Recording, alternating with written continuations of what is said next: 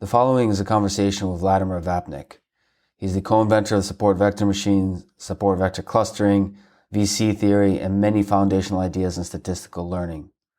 He was born in the Soviet Union and worked at the Institute of Control Sciences in Moscow. Then, in the United States, he worked at AT&T, NEC Labs, Facebook Research, and now is a professor at Columbia University. His work has been cited over 170,000 times. He has some very interesting ideas about artificial intelligence and the nature of learning, especially on the limits of our current approaches and the open problems in the field. This conversation is part of MIT course on Artificial General Intelligence and the Artificial Intelligence Podcast. If you enjoy it, please subscribe on YouTube or rate it on iTunes or your podcast provider of choice, or simply connect with me on Twitter or other social networks at Lex Friedman, spelled F-R-I-D. And now, here's my conversation with Vladimir Vapnik.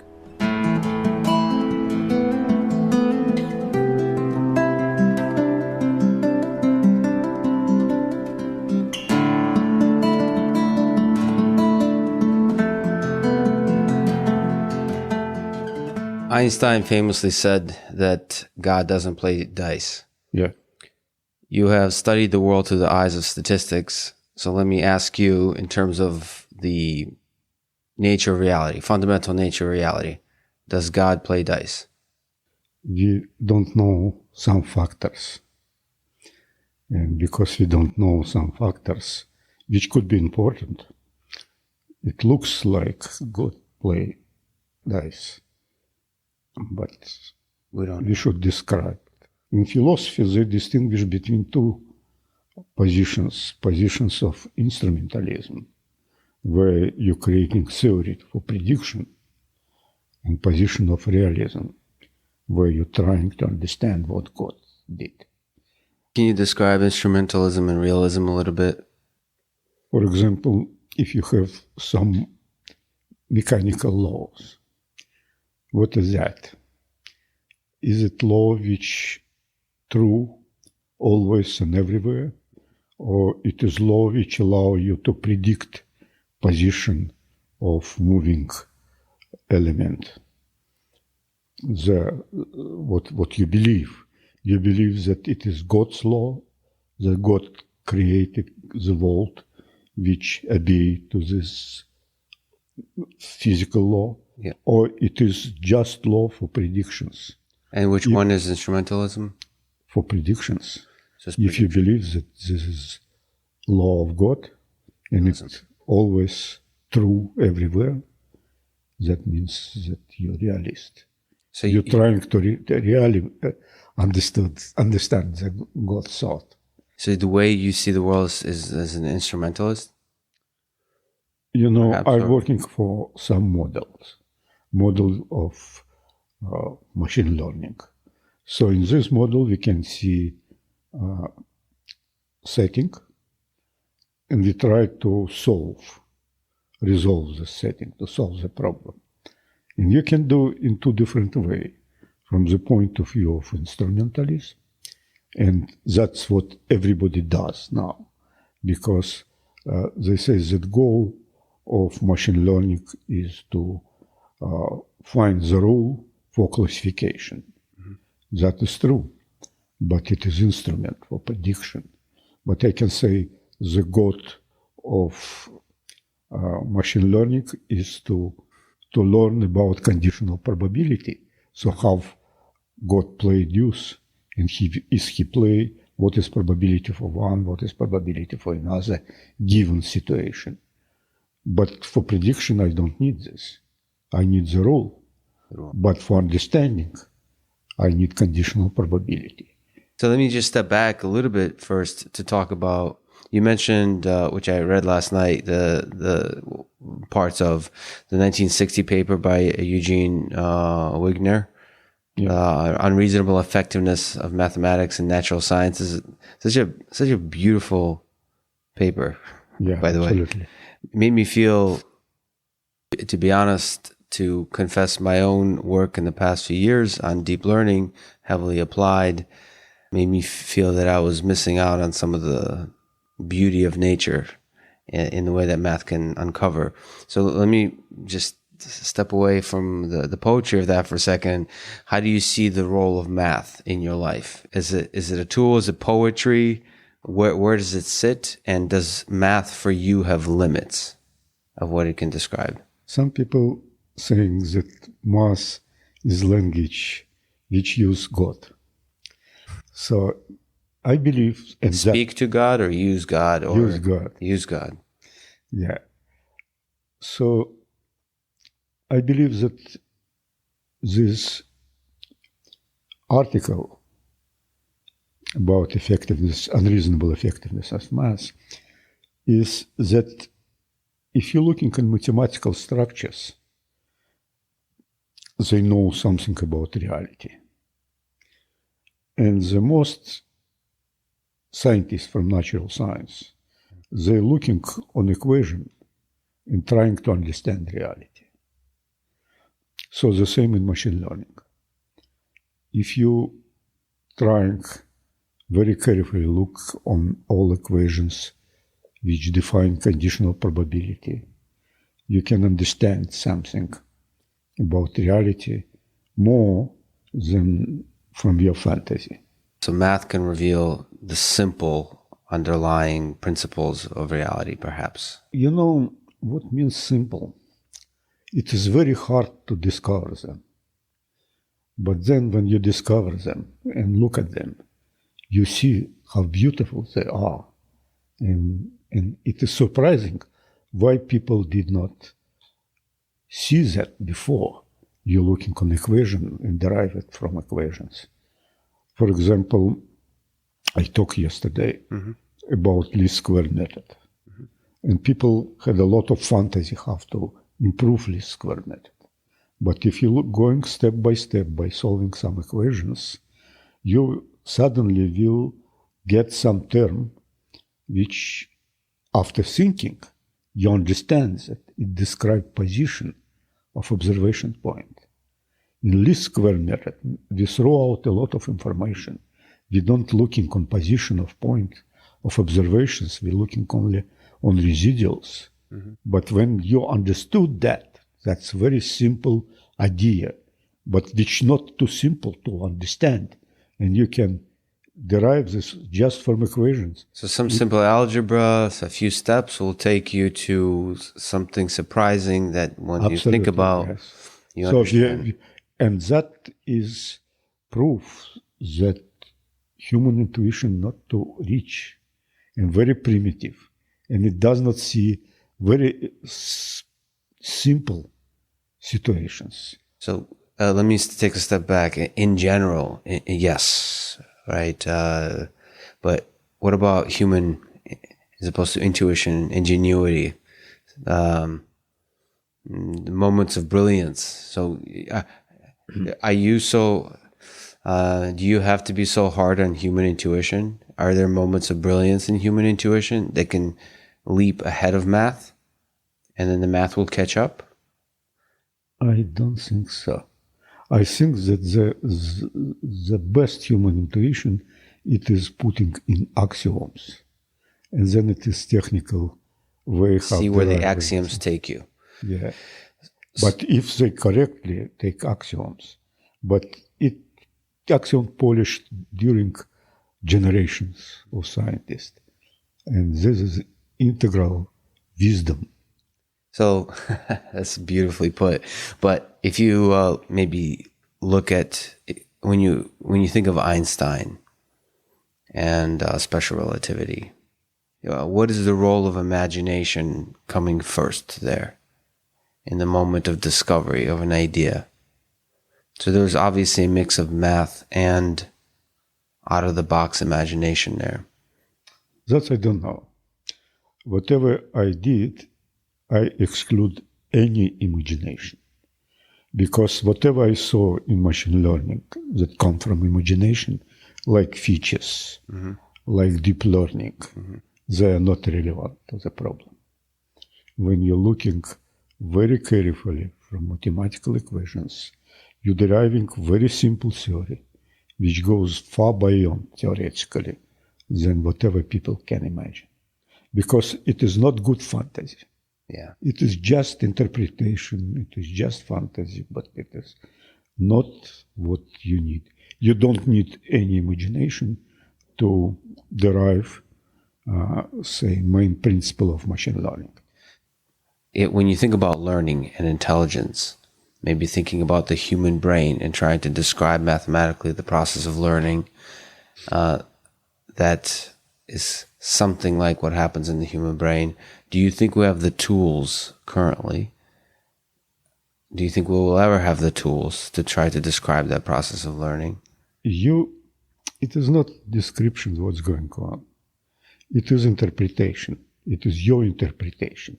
Your vision can be wrong. You know, when guy invent microscope, Leeuwenhoek, for the first time, only he got this instrument and he kept secret about microscope. But he wrote report in London Academy of Science. And in his report, when he looking at the blood, he look everywhere, on the water, on the blood, on the sperm. But he described blood like fight between queen and king. So he saw blood cells, red cells, and he imagined that it is army fighting each other. And it was his interpretation of situation. And he sent this report in Academy of Science. They very carefully looked because they believe that he is right. He saw something. Yes. But he gave wrong interpretation. And I believe the same can happen to his brain. With because brain, yeah. The most important part, you know, I believe in human language. In some proverb is so much wisdom. For example, people say that it is better than 1,000 days of diligent studies one day with great teacher. But if I will ask you what teacher does, nobody knows. And that is intelligence. But we know from history and now from math and machine learning that teacher can do a lot. So what, from a mathematical point of view, is the great teacher? I don't know. That's an open question. But we can say what teacher can do. He can introduce some invariants, some predicate for creating invariants. How he doing it, I don't know, because teacher knows reality and can describe from this reality a predicate, invariants. But we know that when you're using invariant, you can decrease number of observations 100 times. That's so, but maybe try to pull that apart a little bit. I think you mentioned like a piano teacher saying to the student, play like a butterfly. Yeah. Right? I played piano, I played guitar for a long time. And there's maybe it's romantic, poetic, but it feels like there's a lot of truth in that statement. Like there is a lot of instruction in that statement. And so can you pull that apart? What is that? The language itself may not contain this information. It's not blah, blah, blah. Because it is not blah, blah, blah, yeah. Affect you. It's what? Affect you.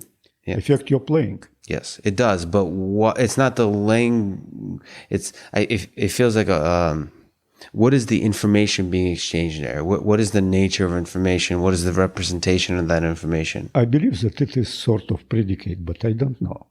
That is exactly what intelligence in machine learning should be. Yes. Because the rest is just mathematical technique. I think that what was discovered recently is that there is two mechanisms of learning. One called strong convergence mechanism and weak convergence mechanism. Before, people use only one convergence. In weak convergence mechanism, you can use predicate. That's what play like butterfly, and it will immediately affect your playing. You know, there is English proverb, great. If it looks like a duck, swims like a duck, and quack like a duck, then it is probably duck. Yes. But this is exact about predicates. looks like a duck, what it means. So you saw many ducks, that your training data. So you have description of how looks ducks. Yeah, the visual characteristics of a duck, yeah. Yeah, but you want, and you have model for recognition ducks. So you would like so that theoretical description from model coincide with empirical description, which you saw on teletext there. Mm-hmm. So about looks like a duck, it is general. But what about swims like a duck? You should know that duck swims. You can say it plays chess like a duck. Okay, duck does not play chess. And it is completely legal predicate, but it is useless. So how teacher can recognize not useless predicate? So up to now, we don't use this predicate in existing machine learning. And you think so that's why we need zillions necessary of data? But in this English proverb, they use only 3 predicate. Looks like a duck, swims like a duck, and quack like a duck. So you can't deny the fact that swims like a duck and quacks like a duck has humor in it, has ambiguity. Let's talk about swim like a duck. It does not say jump like a duck. Why? Because it's not relevant. But that means that you know ducks, you know different birds, you know animals, yeah. And you derive from this that it is relevant to say swim like a duck. So but underneath, in order for us to understand swims like a duck, it feels like we need to know millions of other little pieces of information. I'm not sure. We pick up along the way. You don't think so? There doesn't need to be this knowledge base. In those statements carries some rich information that helps us understand the essence of duck. Yeah. How far are we from integrating predicates? No, you know that when you consider complete theory of machine learning, yeah. So what it does, you have a lot of functions, and then you're talking, it looks like a duck. You see your training data. From training data, you recognize like expected duck should look. Mm-hmm. Then you remove all functions which does not look like you think it should look from training data. So you decrease amount of function from which you pick up one. Then you give a second predicate and again decrease the set of function. And after that, you pick up the best function you can find. It is standard machine learning. So why you need not too many examples? Because your predicates aren't very good? or yeah, you're not... that means that predicate very good. Yeah. Because every predicate is invented to decrease admissible set of functions. So you talk about admissible set of functions and you talk about good functions. So what makes a good function? So admissible set of function is set of function which has small capacity or small diversity, small VC dimension, exactly, mm-hmm. which contain good function inside. So by the way, for people who don't know, VC, you're the V in the VC. Yeah. So how would you describe to a layperson what VC theory is? How would you describe VC? When you have a machine, so machine capable to pick up one function from the admissible set of function. Mm-hmm. But set of admissible function can be big. They contain all continuous functions and it's useless. You don't have so many examples to pick up function. But it can be small. We call it capacity, but maybe it's better called diversity. So not very different function in the set. It's infinite set of function, but not very diverse. So it is small VC dimension. When VC dimension is small, you need not You need small amount of training data. So the goal is to create admissible set of functions which have small VC dimension and contain good function. Then you will be able to pick up the function using small amount of observations. So that is the task of learning. Yeah. Is creating a set of admissible functions that has a small VC dimension, and then you figure out a clever way of picking up. No, that is goal of learning, which I formulated yesterday. Yeah. Statistical learning theory does not involve in creating admissible set of function. In classical learning theory, everywhere, 100% in textbook, the set of function, admissible set of function is given. Mm-hmm. But this is science about nothing, because the most difficult problem to create admissible set of functions, given, say, a lot of functions, continuum set of functions, create admissible set of functions, that means that it has finite VC dimension, small VC dimension, and contain good function. So this was out of consideration. So what's the process of doing that? I mean, it's fascinating. What is the process of creating this admissible set of functions? That is invariance.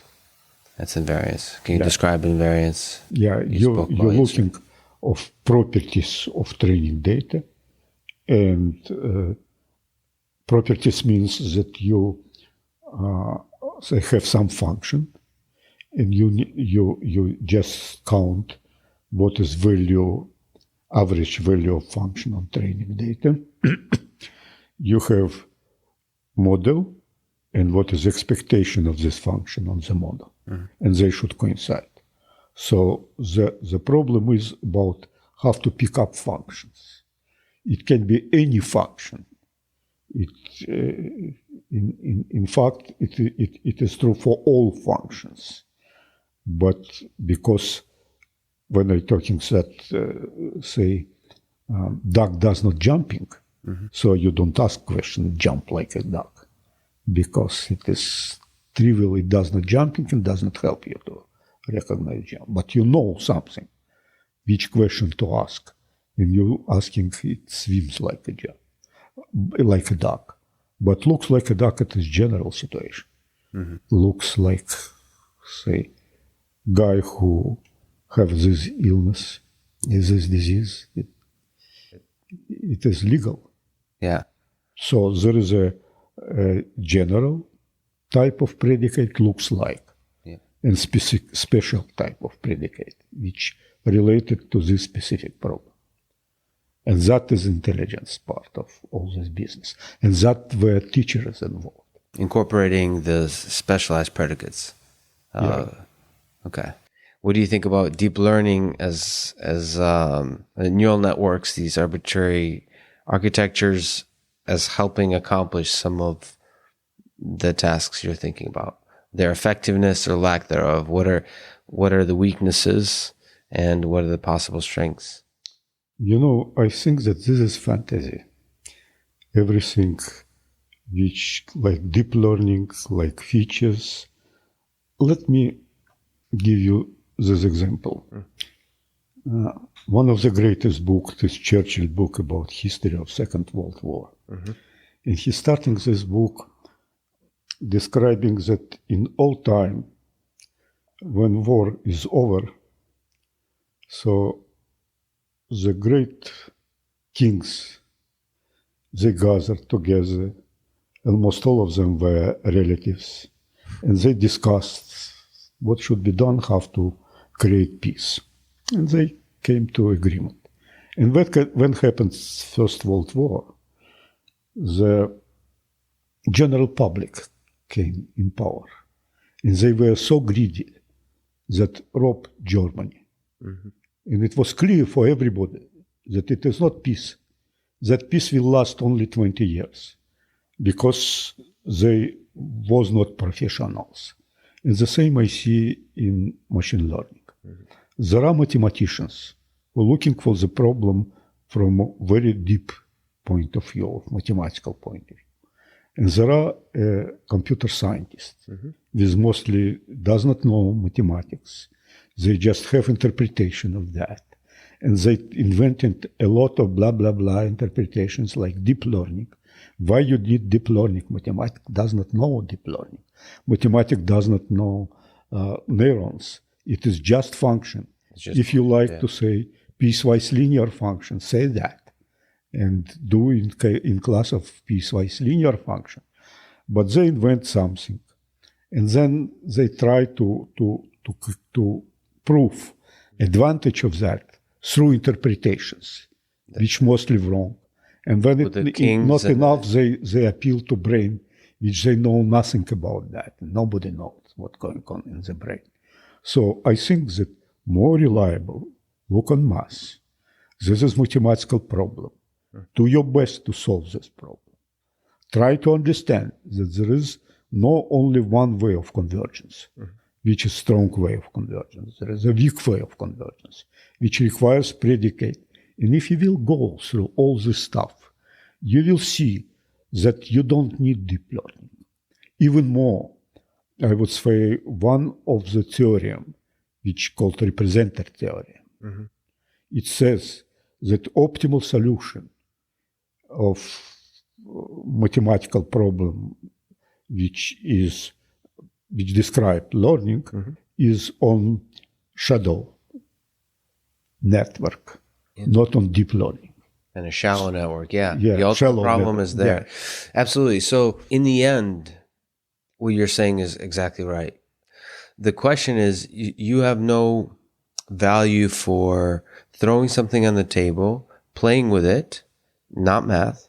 It's like a neural network, or you said throwing something in the bucket, or the biological example, and looking at kings and queens with the cells with a microscope.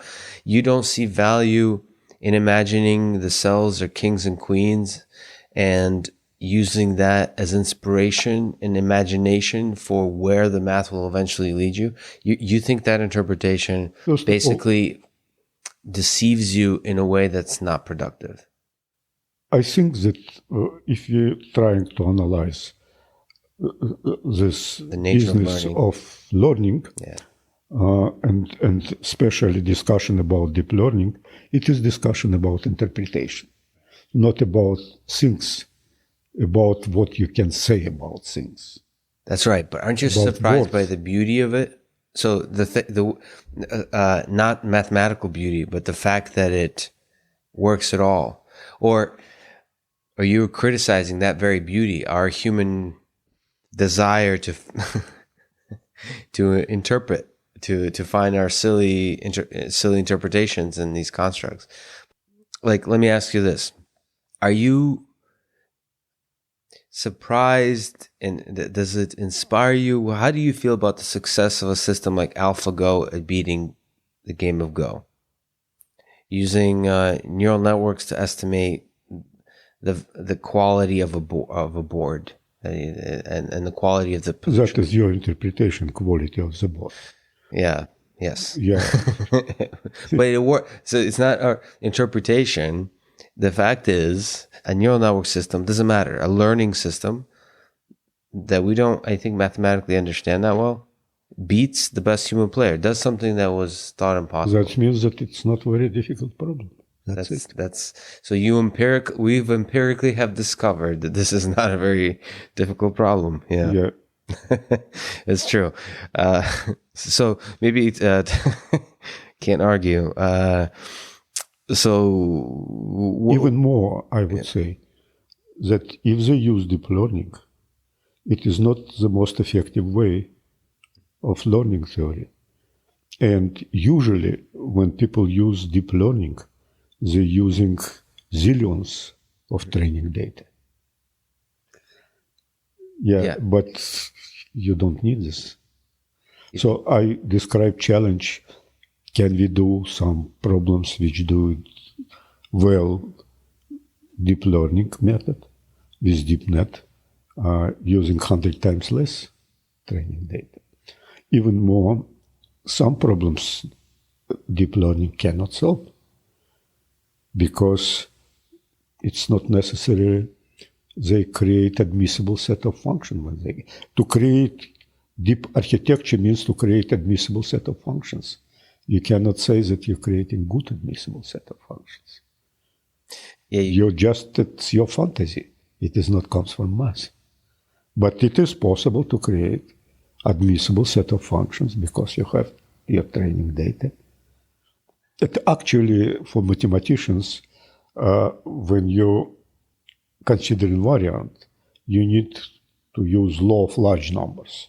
When you're making training in existing algorithm, you need uniform law of large numbers, which is much more difficult. It requires VC dimension and all this stuff. But nevertheless, if you use both weak and strong way of convergence, you can decrease a lot of training data. Yeah, you could do the three, the swims like a duck and quacks like a duck. Yeah. But let's step back and think about human intelligence in general. I mean, clearly that has evolved in a non-mathematical way. It wasn't, as far as we know, God or whoever didn't come up with a model and place it in our brain of admissible functions. It kind of evolved. I don't know, maybe you have a view on this, but so Alan Turing in the 50s, in his paper, asked and rejected the question, can machines think?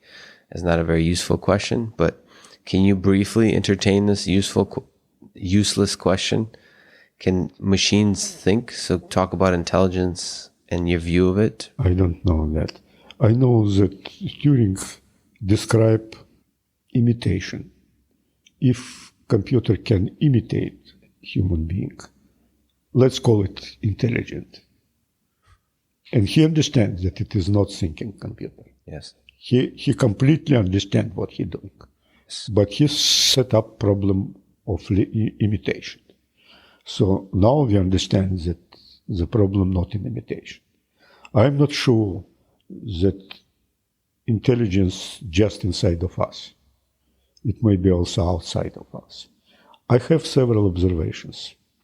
So when I prove some theorem, it's a very difficult theorem. In a couple of years, in several places, people prove the same theorem, say Sawyer lemma after us was done. Then another guys prove the same theorem. And in history of science, it's happened all the time. For example, geometry. It's happened simultaneously. First it did Lobachevsky, and then Gauss and Bolyai and another guys. And it approximately in 10 years period of time. And I saw a lot of examples like that.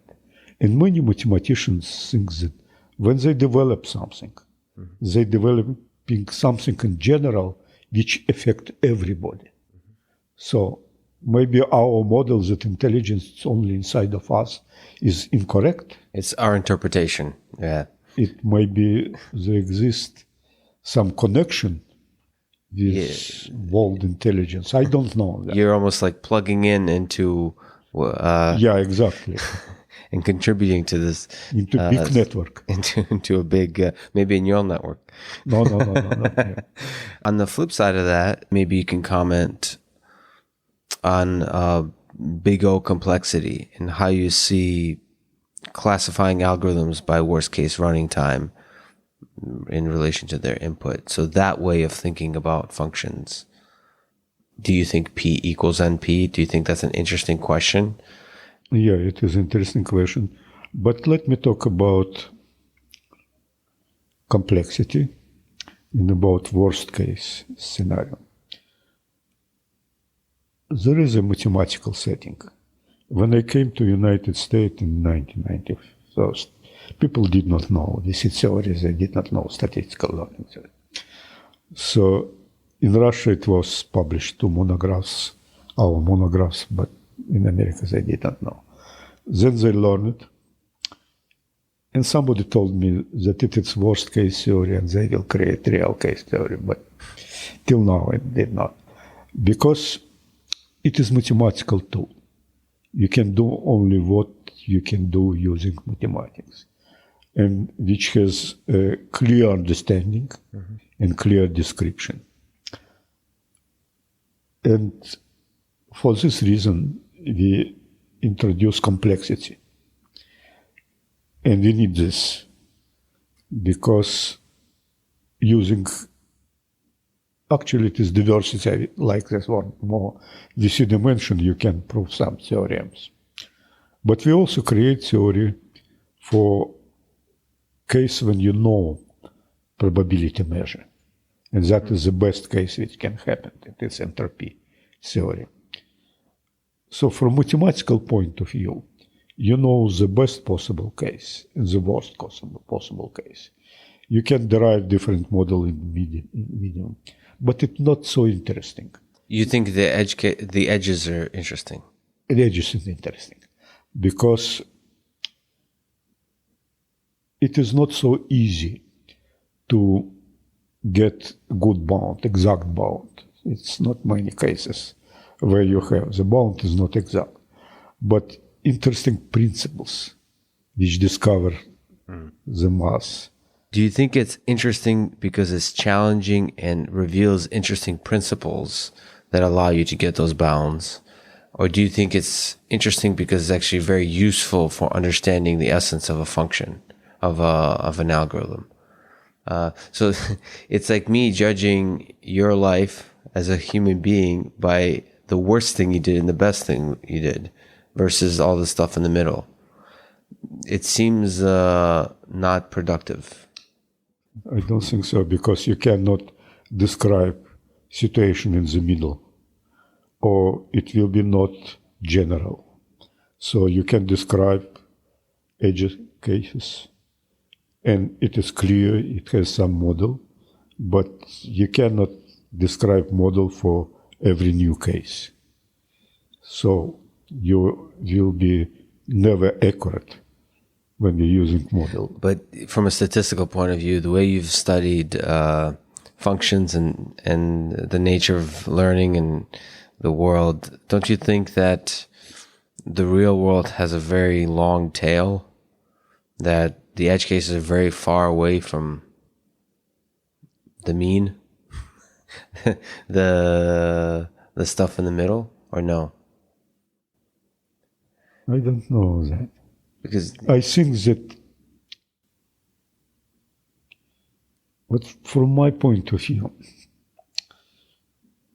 if you will use formal statistics, you need uniform law of large numbers. If you will use this invariance business, you will need just law of large numbers. You don't, and there's this huge difference between uniform law of large numbers and large numbers. is it useful to describe that a little more, or should we just take it to? No, for example, when I talking about duck, I gave 3 predicates, and that was enough. But if you will try to do formal distinguish, you will need a lot of observation. I gotcha. And so that means that information about looks like a duck contain a lot of bit of information, formal bits of information. So we don't know that, how much bit of information contain things from from intelligence. And that is the subject of analysis. Till now, all business, I don't like how people consider artificial intelligence. They consider as some codes which imitate activity of human being. It is not science.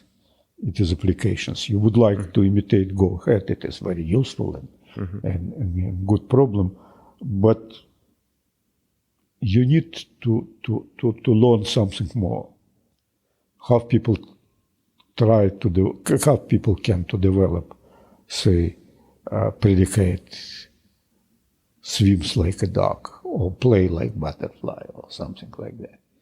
Then not the teacher tells you how it came in his mind, how he chooses this image. So that process, That is problem of intelligence. that is the problem of intelligence. And you see that connected to the problem of learning? Absolutely. Are they? Because you immediately give this predicate, like specific predicate, swims like a duck or quack like a duck. It was chosen somehow. So what is the line of work, would you say?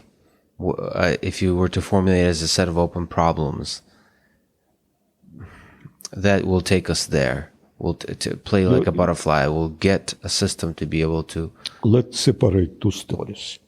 One mathematical story, that if you have predicate, you can do something. And another story, how to get predicate. It is intelligence problem, and people even did not start to understand intelligence. Because to understand intelligence, first of all, try to understand what doing teachers. How teacher teach. Why one teacher better than another one. Yeah. So you think we really even haven't started on the journey of generating the predicates? No, we don't understand. We even don't understand that this problem exists. Because did you You do. Yeah. No, I just know name. Yeah. I want to understand why one teacher better than another, and how affect teacher student. It is not because he repeating the problem which is in textbook. Yes. He makes some remarks.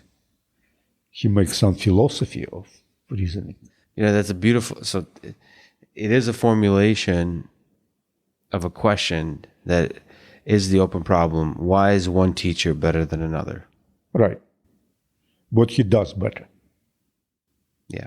What why at every level? But people... How do they get better? What does it mean to be better? The whole... Yeah. From whatever model I have, Yeah. one teacher can give a very good predicate. One teacher can say swims like a duck, and another can say jump like a duck. And jump like a duck carries zero information. Yeah. So what is the most exciting problem in statistical learning you've ever worked on or are working on now? I just finished this invariant story. Mm-hmm. And I'm happy that I believe that it is ultimate learning story. At least I can show that there are no another mechanism, only two mechanisms. But they separate statistical part from intelligent part. And I know nothing about intelligent part. And if we will know this intelligent part, so it will help us a lot in teaching, in learning. In learning. Yeah. Do you know we'll know it when we see it? So, for example, in my talk, the last slide was the challenge.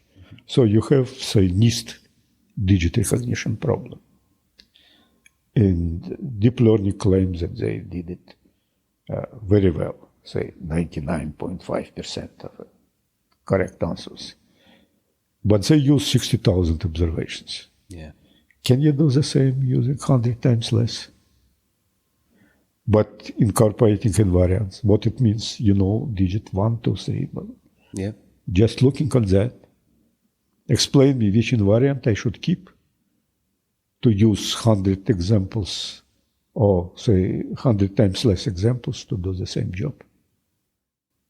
Yeah, that last slide, unfortunately, your talk ended quickly, but that last slide was a powerful open challenge and a formulation of the essence. No, that is exact problem of intelligence. Because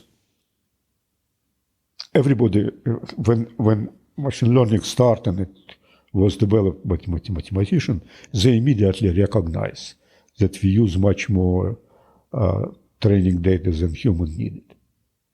But now again, we came to the same story. Have to decrease. And that is the problem of learning. It is not like in deep learning, they use zillions of training data. because maybe zillions are not enough if you have a good invariance. Maybe you will never collect some number of observations. But now it is a question to intelligence, how to do that. Because statistical part is ready. As soon as you supply us with predicate, we can do a good job with small amount of observations. And the very first challenge is well-known digit recognition. And you know digits. Mm-hmm. And please tell me invariance. I thinking about that. I can say for digit 3, I would introduce concept of horizontal symmetry. Mm-hmm. So the digit 3 has horizontal symmetry, say more than, say, digit 2 or something like that. But as soon as I get the idea of horizontal symmetry, I can mathematically invent a lot of measure of horizontal symmetry, or then vertical symmetry, or diagonal symmetry, whatever, if I have idea of symmetry. But what else? Looking on digit, I see that it is meta predicate, which is not shape. It is something like symmetry, like how dark is whole picture, something like that, which can self-rise a predicate. You think such a predicate could rise out of something that's not general, meaning it feels like for me to be able to understand the difference between a 2 and a 3, I would need to have had a childhood of 10 to 15 years playing with kids, going to school, being yelled by parents, all of that, walking, jumping, looking at ducks. And then I would be able to generate the right predicate for telling the difference between 2 and a 3. Or do you think there's a more efficient way? I don't know. I know for sure that you must know something more than digits. Yes. And that's a powerful statement. Yeah. But maybe there are several languages of description these elements of digits. So I'm talking about symmetry, about some right. properties of geometry. I'm talking about something abstract. I don't know that. But this is a problem of intelligence. So in one of our articles, it is trivial to show that every example can carry not more than one bit of information in real. Because when you show example, and you say this is 1, you can remove, say, a function which does not tell you 1. Yeah. Say, it's the best strategy. If you can do it perfectly, it's remove half of the functions. But when you use one predicate, which looks like a duck, you can remove much more functions than half. And that means that it contains a lot of bit of information from formal point of view. But when you have a general picture of what you want to recognize and general picture of the world, can you invent this predicate? And that predicate carry a lot of information. Beautifully put. Maybe just me, but in all the math you show, in your work, which is some of the most profound mathematical work in the field of learning AI and just math in general, I hear a lot of poetry and philosophy. You really kind of talk about philosophy of science. There's a poetry and music to a lot of the work you're doing and the way you're thinking about it. So where does that come from? Do you escape to poetry? Do you escape to music? I think that there exists ground truth. There exists ground truth? Yeah, and that can be seen everywhere. Yeah. The smart guy philosophers, sometimes I surprise how they deep sea. Sometimes I see that some of them are completely out of subject. Mm-hmm. But the ground truth I see in music. Music is the ground truth? Yeah. And in poetry, many poets, they believe that they take dictation. So what piece of music, as a piece of empirical evidence, gave you a sense that they are they're touching something in the ground truth? It is structure. The structure of it, the Because math of when music. you're listening to Bach, Yeah, Bach. you see the structure. Yeah. Very clear, very classic, very simple. Yeah. And the same in math, when you have axioms in geometry, you have the same feeling. Yeah. And in poetry, sometimes you see the same. Yeah. And if you look back at your childhood, you grew up in Russia, you maybe were born as a researcher in Russia, you've developed as a researcher in Russia, you've came to the United States and in a few places. If you look back, what was some of your happiest moments as a researcher?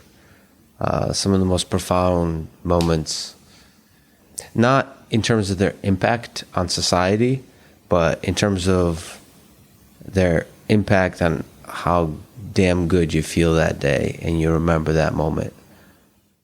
You know, every time when you found something, it is great moment in the life. Every simple things. But my general feeling that most of my time was wrong. You should go again and again and again and try to be honest in front of yourself. Not to make interpretation, but try to understand that it related to ground truth. Mm-hmm. It is not my blah, blah, blah interpretation and something like that. But you're allowed to get excited at the possibility of discovery. Oh, yeah. You have to double check it, but... No, but how it related to another ground truth? Is it just temporary or it is forever? You know, you always have a feeling when you found something, how big is that? So 20 years ago when we discovered statistical learning theory, nobody believed, except for one guy, Dudley, from MIT. Mm-hmm. And then in 20 years it became fashion. And the same with support vector machines. That's kernel machines. So with support vector machines, with learning theory, when you were working on it, you had a sense of the profundity of it, this seems to be right. This seems to be powerful. Right. Absolutely. Immediately. I recognize that it will last forever. And now, when I found this invariance story, you feel the same. So I have a feeling that it is complete learning. Because I have proofs that there are no different mechanisms. You can have some, say, cosmetic improvement you can do, but in terms of invariance, you need both invariance and statistical learning, and they should work together. But also, I'm happy that we can formulate what is intelligence from that, and to separate from technical part. And that is completely different. Absolutely. Well, Vladimir, thank you so much for talking today. Thank you. It's an honor. What